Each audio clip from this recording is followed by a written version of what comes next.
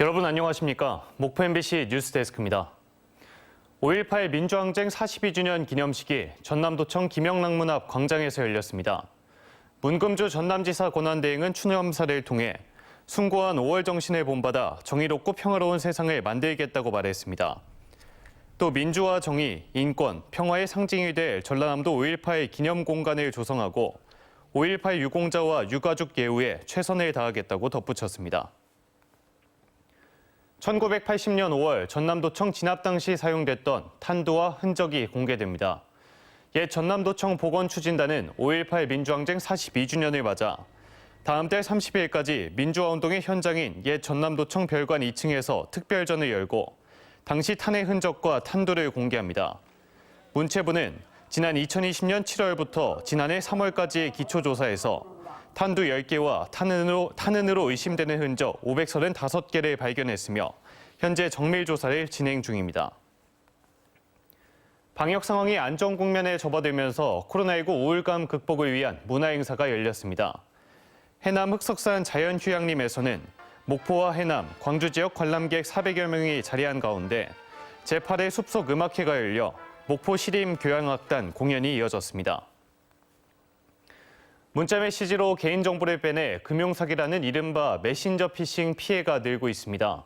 비대면으로 쉽게 통장을 개설할 수 있는 점을 악용하고 있는 수법인데 이를 막을 마땅한 대책이 없다는 것이 문제입니다. 양정은 기자가 취재했습니다. 가족이나 지인을 사칭해 신상 정보를 얻거나 해킹 프로그램으로 휴대폰의 개인정보를 빼가는 이른바 메신저 피싱. 피해자 계좌에서 돈을 빼가는 보이스피싱과 달리 확보된 개인정보를 이용해 피해자 몰래 대출을 받아 가로채는 방식입니다. 말투가 아들 말투하고 비슷하더라고요. 아빠한테 이랬어 저랬어 뭐 이런 식으로 하잖아요. 그래서 전혀 의심을 안 했어요. 지난해 발생한 전화금융 사기 피해액은 1,682억 원. 이 가운데 절반이 넘는 금액이 메신저 피싱 사기였습니다. 메신저 피싱은 어떤 계좌에 피해가 발생했는지 곧바로 파악하기가 어렵기 때문에 즉시 계좌 지급 정지를 하기도 힘듭니다. 메신저 피싱은 좀 달라요. 그거는 그 피해 확인이 금방 확인이 안 돼요. 메신저 피싱은요. 정확하게. 핸드폰이 이미 무력화돼 버리니까 대출이 됐는지 안 됐는지도 알 수가 없죠. 그렇다면 사기범들은 어떻게 대출을 받는 것일까? 휴대전화로 계좌를 만들려면 은행 앱으로 신분증을 촬영해 전송해야 합니다. 하지만 실제 신분증이 아닌 신분증을 찍은 사진을 촬영해서 입력해도 본인 인증을 할 수 있습니다.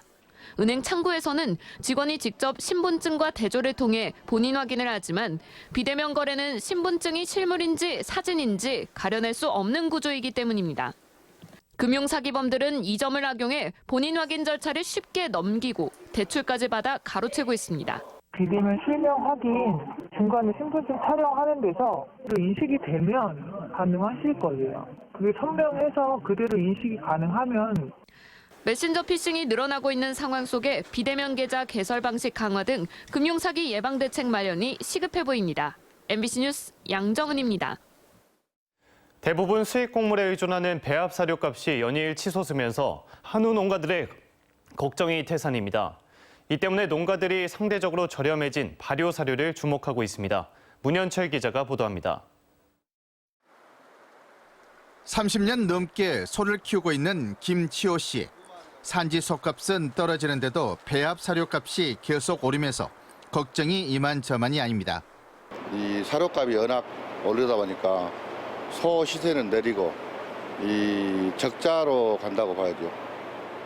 국제 곡물가 폭등으로 배합 사료값이 급등하면서 농가들이 발효 사료에 눈길을 돌리고 있습니다.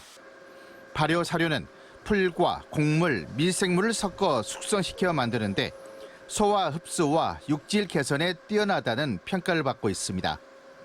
반면 가격은 배합 사료보다 10% 이상 저렴해 사료 시장 판도가 점차 발효 사료 중심으로 바뀌고 있습니다. 발효 사료를 생산하는 한 축협 공장은 밀려드는 주문을 맞추느라 생산 라인을 풀 가동하고 있습니다. 지금 이 신 공장에서는 보다시피 하루에 8,000포, 10,000포, 한 80% 늘었습니다. 한우 사육비의 절반가량을 차지하는 사료비. 배합 사료 원료 대부분을 수입에 의존해 농가는 국제 곡물가에 민감할 수밖에 없습니다. 방치되는 갈대와 풀까지 활용해 만든 발효 사료는 생산비 부담이 날로 커지는 한우 농가의 단비 같은 존재입니다. MBC 뉴스 문현철입니다. 2010년 영암군수에 이어 처음으로 해남군수와 보성군수 후보가 무투표 당선됐습니다. 명현관 해남군수 후보와 김철우 보성군수 후보는 무투표 당선을 확정지으며 모든 선거운동이 종료됐고 광역의원 후보 26명, 기초의원 후보 6명도 무투표 당선됐습니다. 무투표 당선자들은 모두 민주당 소속으로 전남에서 대안 세력 없이 민주당 일당 독점이 더욱 견고해진 결과로 풀이되며 선거운동이 중단되면서 주민 알 권리와 참정권 제한 등 역효과도 지정되고 있습니다. 목포대학교 의과대 설치에 관한 특별법안이 국회에 발의됐습니다. 민주당 김원희 의원이 대표 발의한 목포대 의과대 설치 특별법은 목포대에 정원 100명 안팎의 의과대를 설치하기 위해 국가가 예산을 지원하도록 규정하고 있습니다. 또 지역 공공의료과정으로 선발된 학생은 의사면허 취득 이후 10년 동안 전남의 공공보건의료 업무에 의무적으로 종사하도록 하는 내용을 담고 있습니다. 21대 국회가 다음 달 후반기 일정을 시작하는 가운데 전반기처럼 전남의 국회의원이 특정 상임위원회에 집중되면 안 된다는 지적입니다. 전반기 국회에서는 민주당 소속 전남 10명의 국회의원 가운데 절반인 5명이 농해 수위에 집중됐으며 산자위와 복지위, 국토위, 법사위, 교육위에 각각 1명씩 배치됐었습니다. 하지만 민주당이 야당이 된 데다 농업 분야 의제는 상대적으로 여야 의견이 크지 않은 점을 감안할 때 지역 핵심 현안들을 위한 전략적인 상임위 결정과 안배가 필요해 보입니다. 어제 저녁 6시 50분쯤 장흥군의 한 창고 건물에서 불이 나 소방서 추산 1,700만 원의 재산 피해를 내고 2시간 만에 꺼졌습니다. 전남 소방본부는 전기적 요인으로 인해 불이 난 것으로 보고 정확한 화재 원인을 조사하고 있습니다. 전남 선거관리위원회는 선거운동의 대가로 자원봉사자들에게 금전을 제공한 예비후보자 A씨 등 6명을 검찰에 고발했습니다.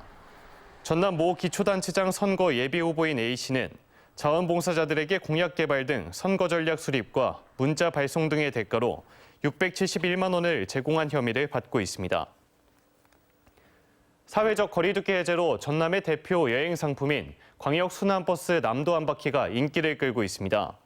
남도 한 바퀴는 코로나19로 그동안 운영을 중단했다가 지난 7일 재개했는데 이후 문의 전화가 쇄도하고 있고 일부 노선은 며칠 만에 매진되는 등 관광객들의 이용률이 높아지고 있습니다.